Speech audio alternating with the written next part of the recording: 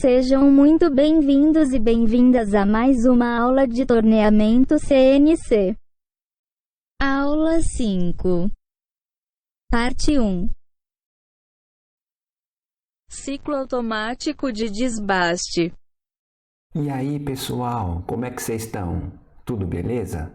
Vamos para mais uma aula CNC? Vamos lá então.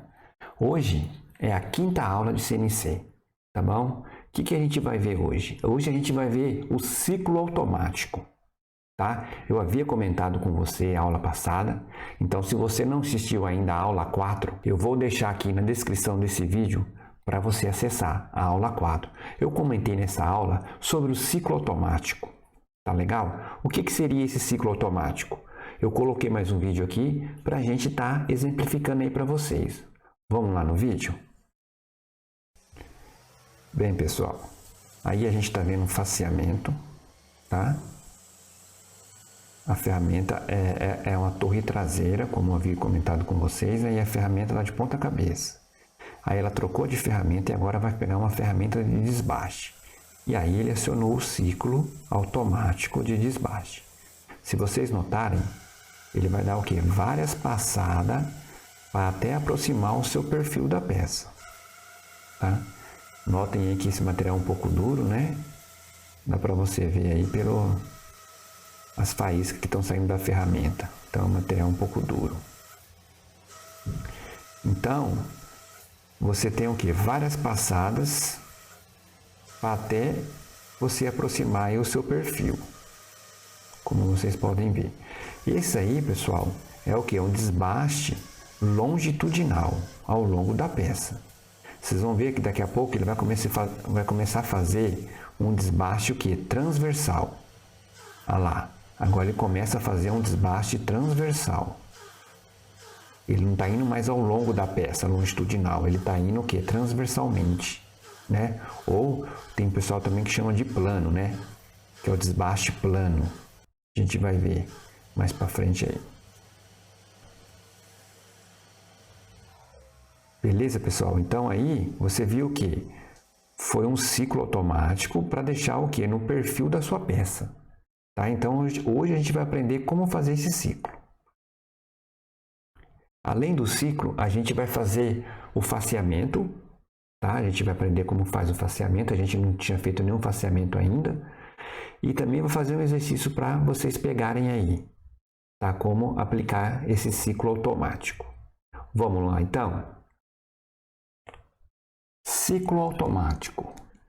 A letra que a gente vai usar aqui no comando Siemens é o Cycle 95 ou Cycle 95, tá? Eu chamo de Cycle 95. Esse ciclo, pessoal, automático, ele pode ser tanto um ciclo de desbaste ou pode ser um ciclo de acabamento. É o mesmo ciclo que você usa para fazer os dois. O Fanuc, por exemplo, você usa uma letra para fazer o ciclo de desbaste e uma outra letra para fazer o ciclo de acabamento. Aqui não. Aqui é um único ciclo só e você usa ele tanto para desbaste ou acabamento. Pessoal, você pode ter dois sentidos do seu ciclo automático, conforme vocês podem ver nessa figura que eu coloquei aqui. Essa figura aqui é aquela mesma da aula passada que a gente usou, né? Então, aqui é um ciclo que longitudinal, tá? Então, a ferramenta, ela vai ao longo da peça. Então, ela dá uma passada, dá uma outra.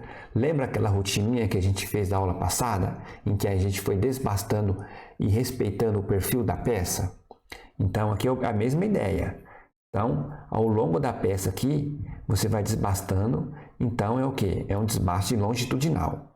E você pode ter também, pessoal, o quê? Um desbaste transversal ou plano, que eles chamam de plano, que é o quê? Nesse sentido aqui, ó, transversalmente. Professor, quando que eu uso um, quando que eu uso o outro? Imagine que você tem uma peça com os diâmetros não são muito grandes, as diferenças dos diâmetros, e o comprimento é grande. Aí, compensa você fazer esse movimento aqui mais longo, que é o transversal. Agora, se você tem uma peça que os diâmetros são grandes, né? As diferenças dos diâmetros são grandes, o comprimento é pequeno, que vai tornar esse movimento aqui curto, você faz o quê? Você faz o contrário, movimento transversal, tá? Porque aí o seu movimento longitudinal não é longo, mas sim o quê? O movimento transversal é mais longo, beleza? Agora, pessoal, vamos ver aqui como você chama esse ciclo dentro do seu programa. Vamos aqui na tela, pessoal. Então, aqui está um programa como aqueles que a gente anda fazendo, né? Então, nessa primeira linha é identificação, programa, exemplo 1 da aula 5. Você coloca o seu workpiece, que é o quê? É a determinação do seu blank da peça. Como a gente está trabalhando uma simulação 3D, ele precisa dessa determinação. G95, G40, G71, G90, a gente já viu o que significa cada G desse. Recuo da ferramenta e chamou a ferramenta de desbaste, que é a T4. G54 logo abaixo da ferramenta, lembra? A gente tem que sempre colocar o G54 abaixo da ferramenta. G96 a velocidade de corte e sentido de giro da placa, limitou a rotação. Tá? A gente vai até aqui tranquilo, né? Que a gente já viu. Aqui ao lado, a gente tem a peça que a gente vai aplicar o ciclo automático. Tá? Então, ela tem um diâmetro aqui ó, de 100 milímetros por um comprimento de 100 milímetros. Vamos fazer esse rebaixo aqui, ó, que é um diâmetro de 40 por 50. Então, a gente vai aplicar o ciclo, tá? Então, ele vai um ciclo longitudinal, né? E vai tirando aqui várias passadas até próximo a esse perfil aqui de 40 por 50.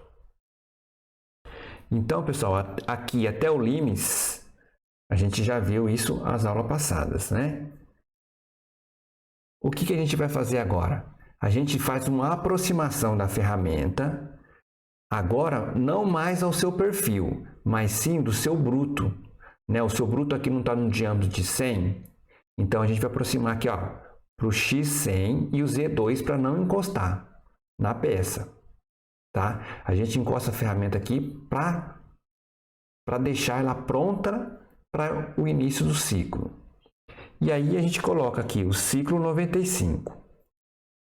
A gente vai ver que dentro desse ciclo vai ter 15 ou 16 parâmetros para você preencher. A gente vai ver no próximo slide aqui quais são esses parâmetros. Tá? Depois faz o recuo da ferramenta e M30. Olha só, pessoal, o ciclo 95 ele funciona com uma subrotina, que é esse início e fim aqui, ou um subprograma. A subrotina ela fica dentro do próprio programa. Tá? Então, ela é sempre iniciada aqui ó, com um nome de uma palavra. Aqui você pode usar até 32 caracteres.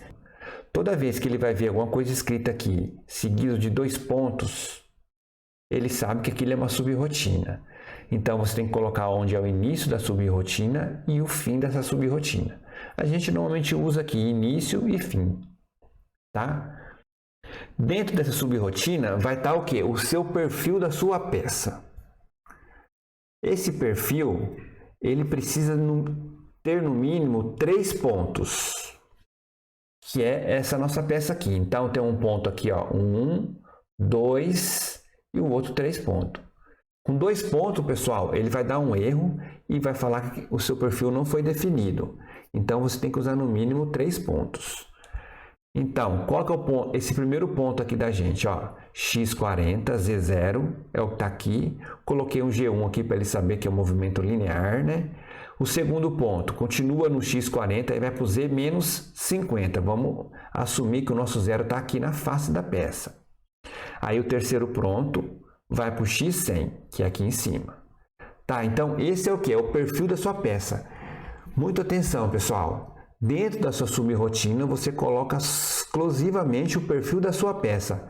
Não pode colocar lá dentro aproximação ou recuo da ferramenta. Senão ele vai entender que como aquele recuo ou aquele aproximação faz parte do seu perfil da peça. Outra coisa, normalmente a gente sempre coloca essa subrotina depois do M30. Se você colocar a sua subrotina aqui dentro do M30, ela vai ser lida. não só pelo ciclo automático, mas depois que acabar o ciclo, conforme o programa vai passar por ela, ela vai ler. Quando você coloca depois do M30, ele não lê essa subrrotina. Ele só vai ser lido pelo ciclo automático que vai buscar no programa inteiro essa subrrotina. Bem, pessoal, para a gente inserir o ciclo automático no programa, a gente vai pegar e digitar cicle 95, abre parênteses, aí o nome da sua subrrotina, início, 2 pontos, fim, você digita vírgula, um espaço e fecha o parênteses. A versão do Sinumeric que a gente usa no torno da escola é uma versão mais antiga do que a versão do simulador. Então, porque no simulador tem como você ir lá no simulador e colocar o que? Ciclo automático. Mas a versão do ciclo automático do simulador é o Cicle 952.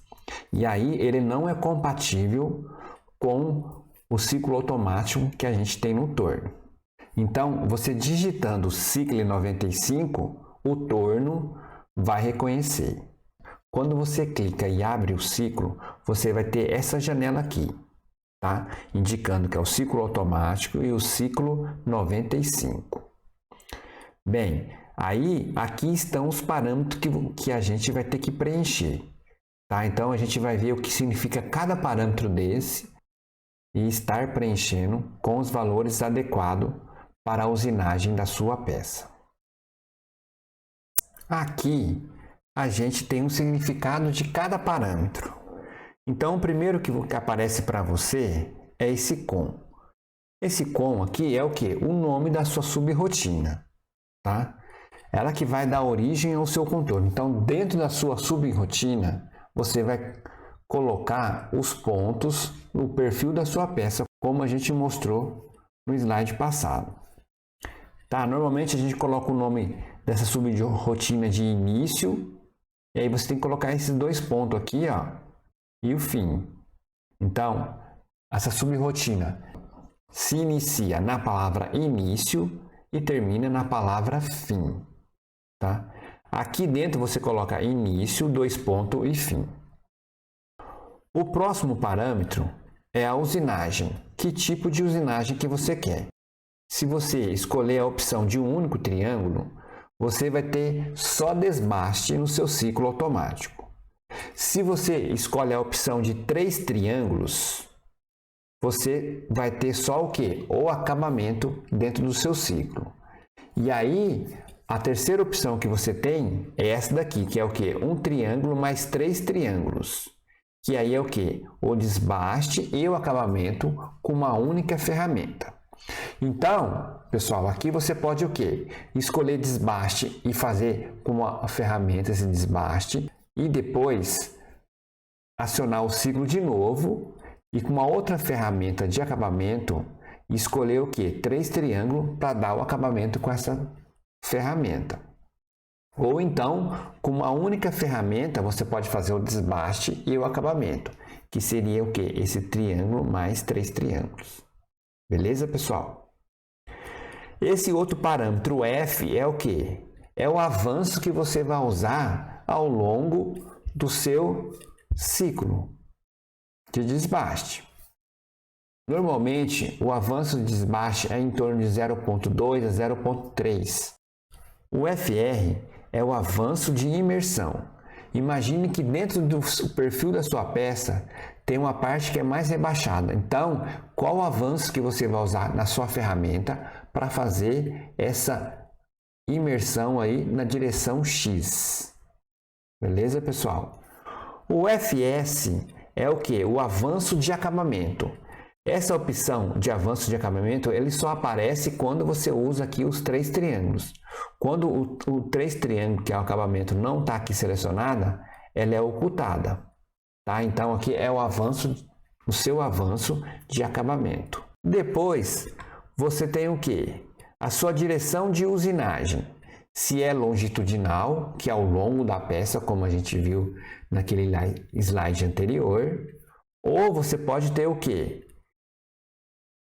No sentido transversal ou plano, que aí você vai ter um desbaste ao longo do eixo X. Nesse outro parâmetro aqui, você vai colocar a sua posição de usinagem, se é uma usinagem externa ou uma usinagem interna. Continuando, pessoal, aqui, esse desenho aqui, você tem duas opções. Você pode colocar sempre ao redor do contorno, que é essa primeira opção aqui, ou essa outra opção, que é, se necessário, arredondar sobre o contorno. O que acontece? Quando você coloca sempre ao redor do contorno, pessoal, a sua peça, imagina essa peça aqui, eu coloquei aqui esse desenho aqui embaixo, ó. Quando você vai fazer o desbaste da sua peça, ele, no final do desbaste, ele faz o quê? Ele dá uma subida aqui para não deixar a marca da ferramenta, tá? Então, ele deixa o quê? A sua peça sem essas marcas da ferramenta. Agora, quando você coloca, se é necessário arredondar sobre o contorno, ele pega e deixa essas marcas aqui. Ele não fica ao redor do contorno, como no primeiro caso. Aí fica essas marcas aqui, que depois serão retiradas com a sua ferramenta de acabamento. Bem, depois temos aqui a letra D. A D é a profundidade de corte, tá? Então, é aquele AP que a gente viu. É o tanto que você vai retirar em cada passada. Aqui, um detalhe que é a máxima profundidade de corte. Se você coloca, por exemplo, 5 milímetros, o máximo que ele vai tirar é 5 milímetros, podendo tirar um tanto menor em cada passada. Mas o máximo que ele tira seria 5 milímetros.